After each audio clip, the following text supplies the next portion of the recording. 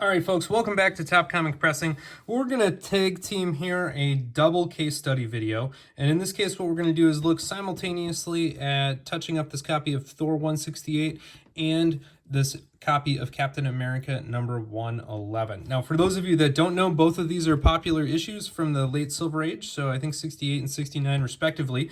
This one's popular because it is one of the few Captain America Jim Steranko covers. Steranko was a really preeminent artist in Marvel in the late 60s and early 70s and beyond. This one is only a few issues after Captain America 100, which was the first self-titled Captain America comic book to be published in the Silver Age. And that one is a very popular comic book from Kirby, and in a mere 11 issues, Kirby had handed the reins over to Steranko, and so this kind of kicked off a new era for Captain America. And this art is just fantastic. You know, you get all kinds of good stuff in there, and some of the true classic Steranko, you know, both poses as well as kind of layouts and things that are a little bit you know, quite unique when he emerged on the Marvel scene. The other one here is Thor 168, and this one is popular for two reasons, one of which is it is about the most Kirby cover ever, where you can feel Galactus reach out of the page to try to capture Thor before you even open it up. And secondly, it is the original origin and backstory for Galactus. And so both of these are really nice books. We're going to take a slightly different approach to polishing both of these. So I picked these both up at a local comic show, and both of them looked, you know, to be in quite improvable condition. And, you know, specifically this Captain America number 111, you know, I did a quick check here around the perimeter and I didn't see any major creases. And, you know, other than this corner, but that's quite small on the edge, but the spine looked good. The staples didn't show any rust. The back cover, you know, had a bunch of stuff that we're going to need to dry clean off here in the back, so that's going to be fine. You know, these are all printer creases, so these did not impact the grade at all along there. Although, I mean, you can see it definitely has some dirt that needs to be touched up. But all in all, you know, I think this copy looked quite really nice, other than the fact that it is dirty, dingy, and has some light foxing. So we're going to address that. This copy of Thor 168 had a lot more problems. So you can see there's a big crease right here, missing the bottom corner, more creasing really along all of this edge and up here. And then, you know, probably, you know, here's some more creasing along the bottom edge too, so you can see all that, so that's good there. But it also has this really nasty dust shadow right in here, so you can see very clearly. You get that because at some point another comic book was stacked on top of this, presumably in an attic, and the exposed edge got a lot more, you know, aging because of that, and the comic on top protected the section underneath. So that's where your dust shadow comes from, and some collectors found that quite unsightly. This comic also has what I would consider true tanning on the interior, and you can kind of see that on these water droplets as well, where they've kind of moved the tanning along.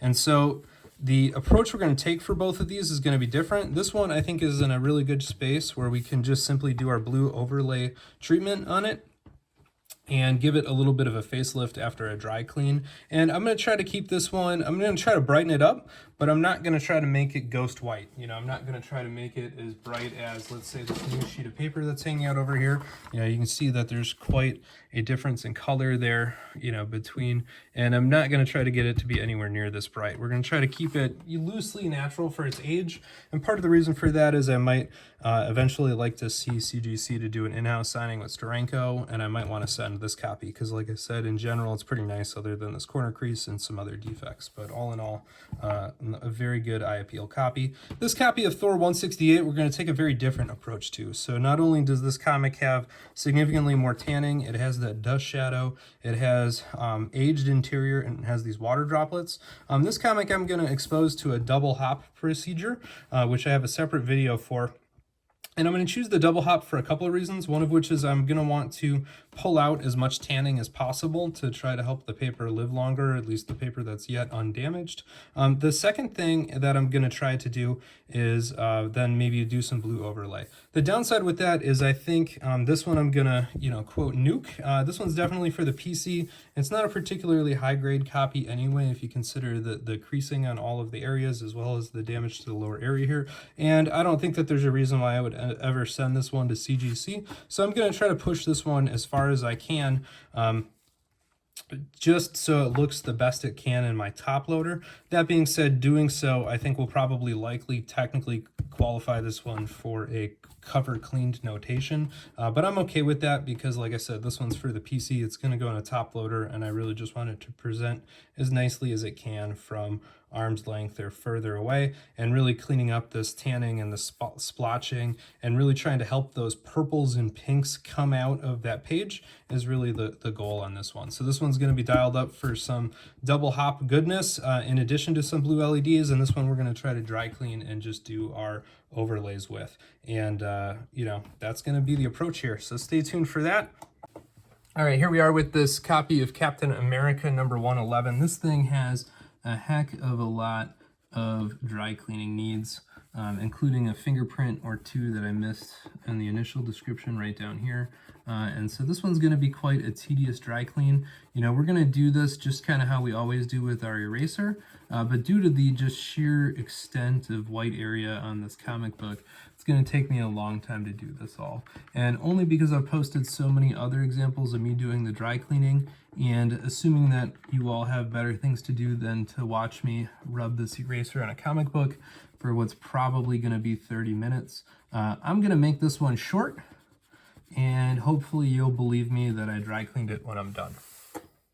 All right, here we are at the dry cleaning step for this Thor 168. You know, there's a lot of good dirt in here that we can rub off with our eraser. And just like the other book in this video, you know, I've posted quite a few videos of me doing live dry cleanings on the books. And so I'm going to assume that you've got something better to do than to watch me continuously dry clean and dry clean and dry clean this book. And so I'm just going to pause here and, you know, dry clean it kind of off camera so that you don't have to watch it all. So stay tuned. All right, just a quick check-in here on some progress. So this copy of Captain America 111 now has undergone our blue LED whitening. It got a total of 3 treatments on the front cover and on the back cover.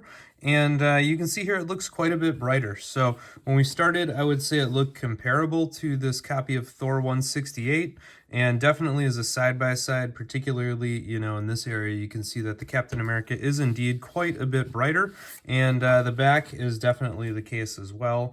Looks nice and sharp. Now, this was already a pretty sharp-looking copy without a whole lot of major defects. I did notice one thing I missed on initial check-in, though. There is a crease / dent that goes all the way down through here, so that might end up ultimately being a grade killer. We'll see how it presses out. We'll have to check on that. But it does look a heck of a lot brighter from arm's length and much, much sharper. The downside, though, is, or one thing I wanted to draw a contrast to is you'll notice it still does look natural for its age. So if we compare it to a bright modern here being 1987, you know, you can see that compared to this Amazing Spider-Man number 298, it is decidedly at least 1, if not 2 shades darker. So it does not look what I would say to be white in person. But it does look a lot brighter, and it definitely looks rejuvenated compared to where we started. And that, to me, is kind of where you want to be if you're looking for it to be, you know, kind of natural for its age, but also kind of have some life brought back into it.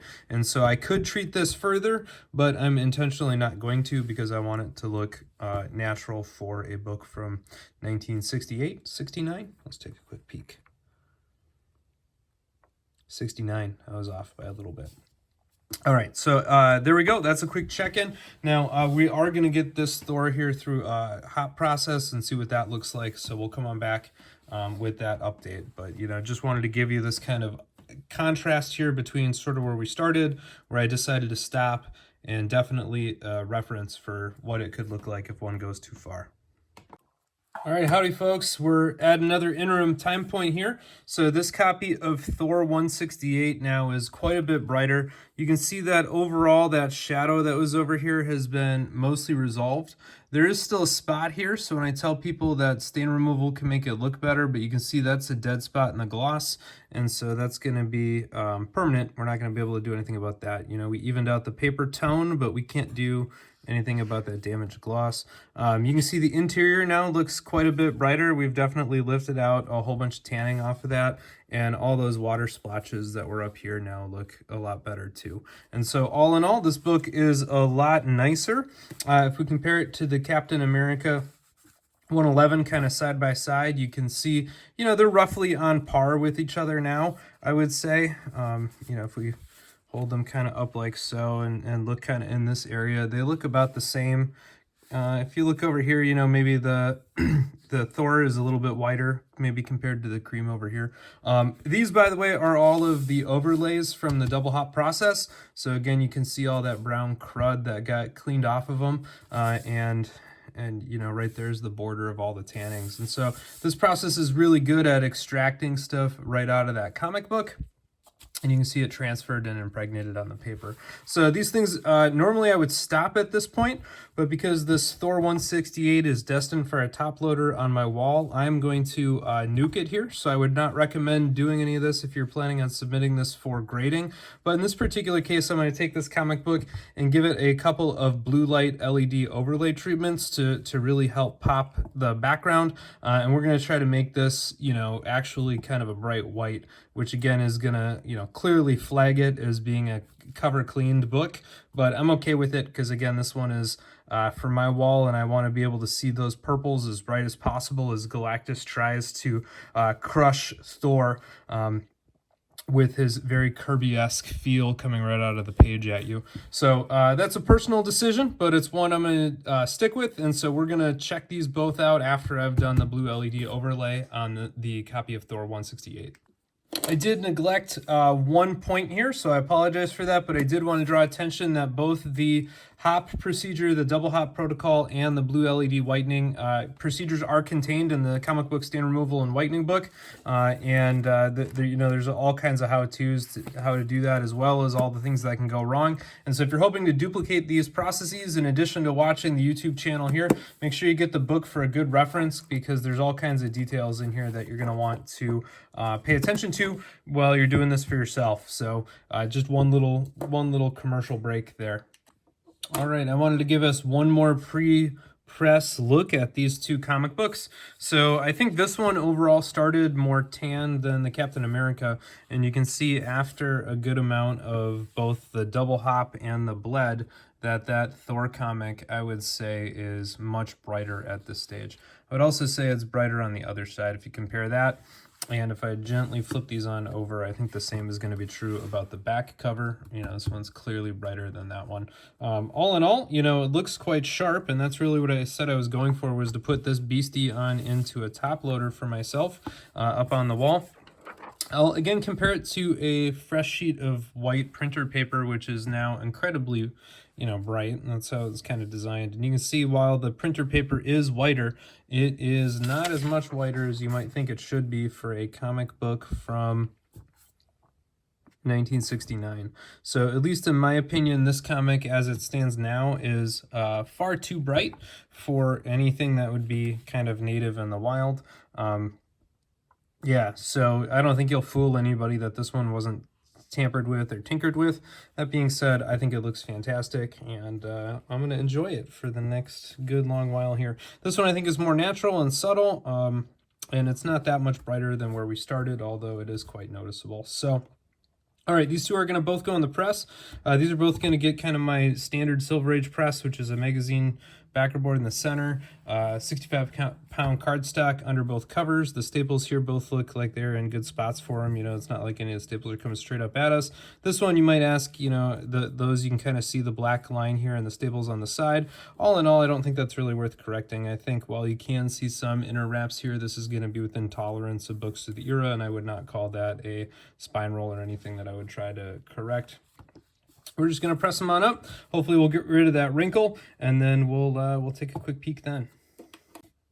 All right, one final post-press look at these two comic books. So we have our now incredibly bright and white copy of Thor 168. So this book now is pretty white compared to that Captain America 111. So you can see that, distinction right there.